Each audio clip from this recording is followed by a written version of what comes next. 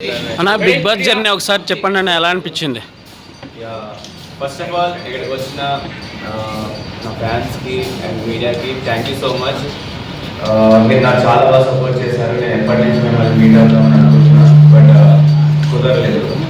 ఎందుకంటే వెంటనే వర్క్స్ ఉండడం, వేరే షూట్స్ ఉండడం అండ్ హోమ్కి వెళ్ళడం ఫ్యామిలీతో. ఈవెన్ ఈరోజు మార్నింగ్ 6 దాకా షూట్ అయింది. లాస్ట్ 2 days ఫుల్ ప్యాక్డ్ అనమాట. మార్నింగ్ 8 వచ్చి 8 పడుకొని జస్ట్ ఒక 2 hours పడుకున్నాను. సో ఐ ట్రై కొంచెం ఎనర్జెటిక్గా ఉండి అందరితో హ్యాపీగా మాట్లాడడానికి కుదిరేంత వరకు.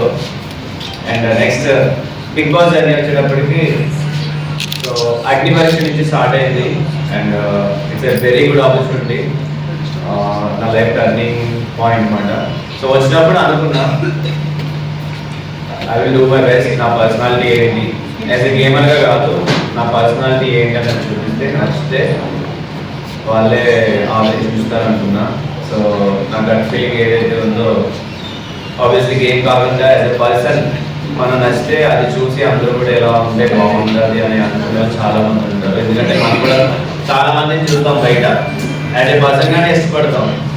గేమ్ ఆడడం పక్కన పెడితే సో అవసరం అయిన తర్వాత అసలు గేమ్ అనేది మర్చిపోయి ఐ స్టార్టెడ్ లివింగ్ మాట. చాలా బాగుండేది.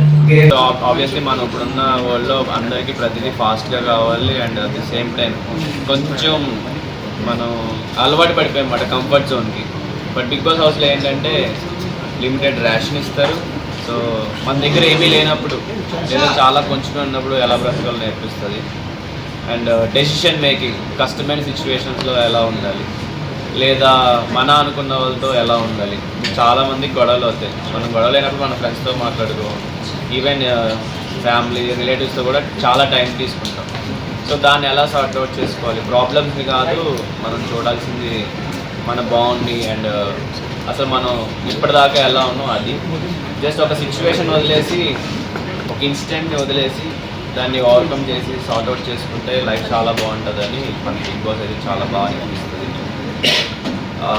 And thank you so much. మీ అందరూ కూడా నా గేమ్ని నా పర్సనాలిటీని చూసి నాకు సపోర్ట్ చేసి నన్ను టాప్ 3 దాకా తీసుకొచ్చినందుకు thank you so much.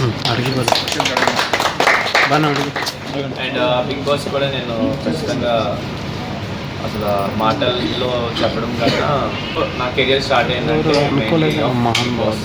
Big boss నేను చాలా రుణపడి ఉంటాను. థ్యాంక్స్. తెలుసు ఆబ్వియస్లీ. తెలిసిన తర్వాత మీరు ఎందుకు బిగ్ బాస్ హౌస్లో, అంటే నా పర్సనల్ ఒపీనియన్ ఇది, ఫస్ట్ నుంచి లాస్ట్ వరకు మీకు సపోర్ట్ చేసిన పర్సన్స్లో నేను ఇక్కడ వైలెట్ కలర్ డ్రెస్ ఉంది కదా, మేమిద్దరం బాగా సపోర్ట్ చేస్తాం మీకు, హిమాండల్ గారికి మీకును. మేము ఏమనుకున్నామంటే డెమాన్ దగ్గర చాలా స్ట్రెంగ్త్ ఉంది, చాలా ఎనర్జీ ఉంది, దాన్ని యూటిలైజ్ చేసుకోలేకపోతున్నాడు. చాలా హర్ట్ అయ్యాం, చాలా ఫీల్ అయ్యాం మేము. తనకున్న కేపబిలిటీ తనకు తెలియదా అని ఎక్కువ, అంటే మెతకతనం అనేది కరెక్ట్ కాదు, ఇది ఎందుకు ఇట్లా ఎక్కడ కూడా డౌన్ అయిపోవడము ఆయనకు తెలియాలి కదా అని చెప్పేసి చాలా ఫీల్ అయ్యాము. సో మీ స్ట్రెంత్ మీకు తెలిసిన తర్వాత మరి బిగ్ బాస్లో మాకు చూపించినట్టుగా మాకు అనిపించలేదు. అంటే యాక్చువల్ నేను ఇప్పటికీ చూడలేదు ఏమేమి టెలికాస్ట్ అని, ఎందుకంటే వర్క్స్లో బిజీ ఉన్నా. అంటే ఇదే రైట్ టైం నేను కొంచెం ఇంకా ప్రొడక్టివ్ అవ్వాలని చెప్పి కొంచెం ప్రొడక్టివ్గా ఉంటున్నా. బట్ చాలామంది ఏం చెప్పారంటే ప్రాపర్గా అంటే వాళ్ళకి కూడా 1 hour కదా టెలికాస్ట్. సో వాళ్ళు ఏం చూపించగలరంటే సో వాళ్ళకంటూ కొన్ని ఉంటాయి, ఇలా చూపిద్దాం ఇవి అని. సో నన్ను ఈ కేటగిరీ ఇప్పుడు ఈవెన్ అక్కడికి వచ్చే కంటెస్టెంట్లు కూడా కేటగిరీ వైజ్ ఉంటారు. సో వాళ్ళు నన్ను కొన్ని కేటగిరీస్లో చూపించలేదు స్టార్టింగ్లో. అండ్ అయినా ఎక్కువ మంది ఉండేటప్పటికి వాళ్ళకి కూడా స్క్రీన్ స్పేస్ ఇవ్వాలి మనల్ని చూస్తే. సో అప్పుడు నన్ను చూపించలేదు. బట్ టాప్ 5 వచ్చినప్పుడు నాకు స్క్రీన్ స్పేస్ ఎక్కువ దొరికింది. సో దానివల్ల మీ అందరికీ కూడా అది బాగా అనిపించింది. అండ్ నెక్స్ట్ వచ్చేసి నాకు కొంచెం మొహమాటం సిగ్గు స్టార్టింగ్లో. బట్ నేను నాతో ఎవరు మాట్లాడినా నేను బాగా మాట్లాడతాను. ఓపెన్గా చెప్పాలంటే కుకింగ్లో నేను స్టార్టింగ్ నుంచి కుకింగ్లో ఉన్నానంటే కుకింగ్ దగ్గరికి అందరూ వస్తారు, అందరూ మాట్లాడతారు. బట్ అవన్నీ చూపించలేదని నా అభిప్రాయం. అంటే చూపించడానికి స్పేస్ మీరు ఒకటి అంటే తప్పుగా అనుకోకండి, లవ్ ట్రాక్ మాత్రమే మాకు ఎక్కువ కనిపించింది, దానికి ఎక్కువ మీరు స్పేస్ ఇచ్చారేమో అని చెప్పేసి మా అభిప్రాయం. అదేం లేదు. ఇప్పుడు నేను కుకింగ్ చేసే టైంలో రీతు నా దగ్గర ఉంటుందా?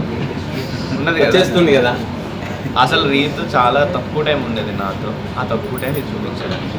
అంటే అందులో ఉన్నటువంటి యంగ్ కపుల్ మీరు ఇద్దరే కాబట్టి ఎక్కువ స్పేస్ మిమ్మల్ని చూపించారు. అంటే ఇప్పుడు కేటగిరీ వైజ్ డివైడ్ చేస్తారు. అది కాకుండా మా ఇద్దరు ఫ్రెండ్షిప్ వాళ్ళకి కొంచెం బాగా అనిపించి ఉంటుంది. సో ఇది చూపిద్దాం, సో అలా చూపించుంటారు.